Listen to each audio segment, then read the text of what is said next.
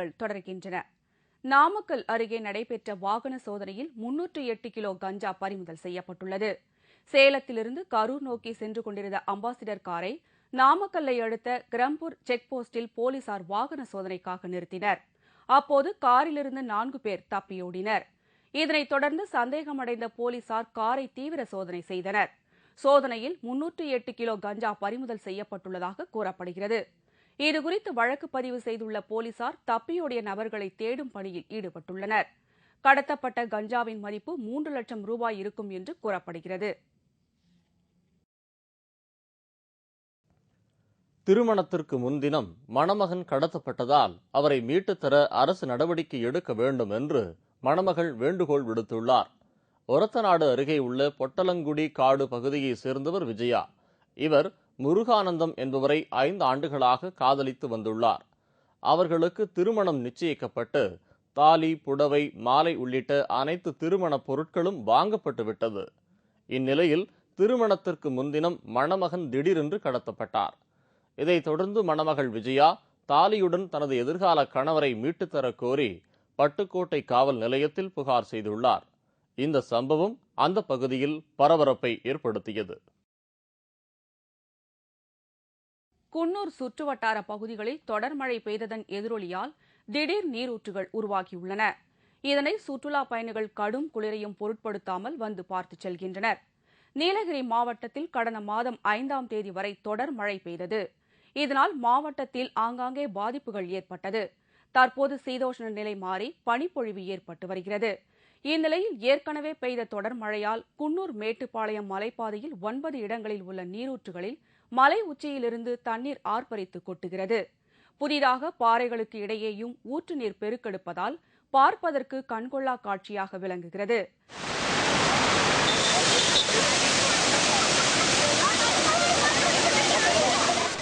இந்த திடீர் நீரூற்றுகளை ஏராளமான சுற்றுலா பயணிகள் வந்து பார்த்து செல்கின்றனர். நாங்கள் இங்கே ஃபேமிலியோட கோயம்புத்தூர்லேருந்து வந்திருக்கோங்க. இங்கே குன்னூர் சுற்றி பார்க்கலான்னு வந்திருக்கோம். லாஸ்ட் 1 வீக்காக மழை இருந்ததுனால இப்போது டைம் கிடைச்சின்னு வந்திருக்கோம். நல்ல க்ரீனிஷாக இருக்குது. நிறைய ஃபால்ஸ் இருக்குது மேட்டுப்பாளையம் டு குன்னூர் மெயின் ரோடில். திருவண்ணாமலை தேமுதிக தெற்கு மாவட்டம் மற்றும் ஒன்றியம் சார்பில் ஒன்றிய குழுக்களின் ஆலோசனை கூட்டம் நடைபெற்றது. இந்த கூட்டத்தில் திருவண்ணாமலை தெற்கு மாவட்டத்தை சேர்ந்த திருவண்ணாமலை, கீழ்பெண்ணாத்தூர், செங்கம், கலசப்பாக்கம், புதுப்பாளையம் உள்ளிட்ட 7 ஒன்றியங்களின் செயலாளர்கள் கலந்து கொண்டனர். அப்போது உள்ளாட்சித் தேர்தலில் வெற்றி பெற்ற தேமுதிக வேட்பாளர்களுக்கு பாராட்டுகள் தெரிவிக்கப்பட்டது.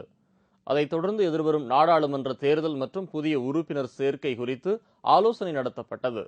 மாவட்ட செயலாளர் தமிழன்னை பாபு தலைமையில் நடைபெற்ற இந்த ஆலோசனைக் கூட்டத்தில் கழகத்தின் அனைத்து நிர்வாகிகள், தொண்டர்கள் பலர் கலந்து கொண்டனர். கிருஷ்ணகிரி அருகே நிகழ்ந்த சாலை விபத்தில் வாலிபர் ஒருவர் பலியானதால் ஆத்திரமடைந்த மக்கள் திடீர் சாலை மறியலில் ஈடுபட்டனர். அவர்களை போலீசார் லேசான தடியடை நடத்தி கலைத்தனர். கிருஷ்ணகிரிக்கு அருகில் உள்ள அவதானப்பட்டி தாண்டவன் கொட்டாய் கிராமத்தைச் சேர்ந்தவர் வெங்கட்ராமன். இவரது மகன் முருகன். இவர் கிருஷ்ணகிரி திருவண்ணாமலை சாலையில் 2 சக்கர வாகனத்தில் சென்று கொண்டிருந்த போது வேட்டியம்பட்டி என்னுமிடத்தில் எதிரே வந்த தனியார் பேருந்து ஒன்று அவர் மீது மோதியது. இதில் முருகன் சம்பவ இடத்திலேயே உயிரிழந்தார். இதனை அறிந்த முருகனின் உறவினர்களும் அப்பகுதி பொதுமக்களும் கிருஷ்ணகிரி திருவண்ணாமலை சாலையில் திடீர் சாலை மறியலில் ஈடுபட்டனர். மேலும் விபத்திற்கு காரணமான தனியார் பேருந்தின் கண்ணாடிகளை உடைத்தனர். தகவல் அறிந்த மாவட்ட காவல்துறை கண்காணிப்பாளர் ரவிக்குமார் சம்பவ இடத்திற்கு வந்து போராட்டக்காரர்களை கலைத்துச் செல்லுமாறு கூறினர். பலியான முருகனின் குடும்பத்திற்கு உடனடியாக 5 லட்சம் ரூபாய் இழப்பீடு வழங்க நடவடிக்கை எடுக்க வேண்டும் என்று போராட்டக்காரர்கள் கூறவே போலீசார் லேசான தடியடி நடத்தி கூட்டத்தை கலைத்தனர்.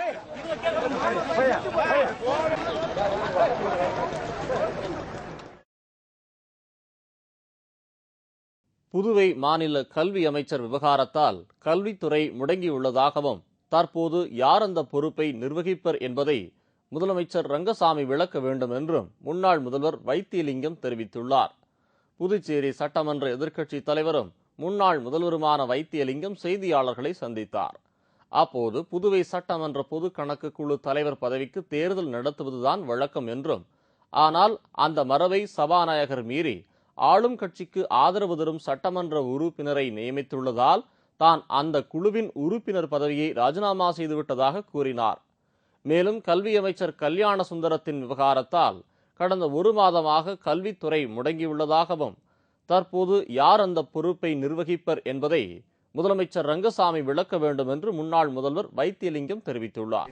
1 மாசமா கல்வி அமைச்சரே இல்லை, செயல்படல. இப்ப இந்த கல்வி அமைச்சர் யாருன்னு சொல்லிட்டு முதலமைச்சர் சொல்லணும். இப்ப கல்வித்துறையை யார் பார்க்க போறாங்க அப்படின்றது உடனடியாக சொல்லி ஆகணும்.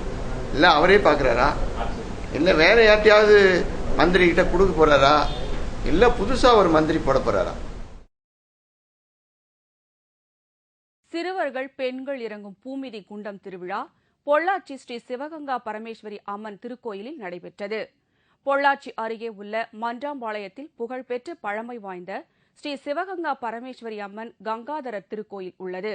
இந்த கோயிலில் கடந்த 102 வருடங்களாக பூமிதி குண்டம் திருவிழா நடத்தப்பட்டு வருகிறது. அதன்படி இந்த ஆண்டு நடைபெற்ற பூமிதி குண்டம் திருவிழாவில் ஏராளமான பக்தர்கள் ஐப்பசி மாதம் விரதமிருந்து பங்கேற்றனர்.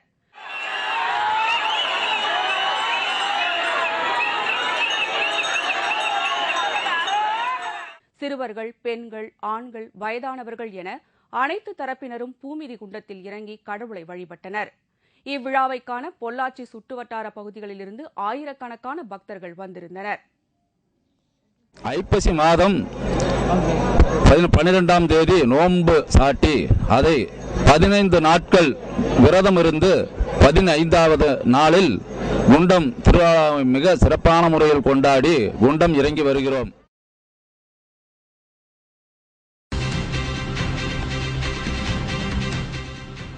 பாரிஸ் மாஸ்டர்ஸ் டென்னிஸ் போட்டி ஆடவர் ஒற்றையர் பிரிவில் ரோஜர் ஃபெடரர் வெற்றி. விவரம் இடைவேளைக்கு பிறகு.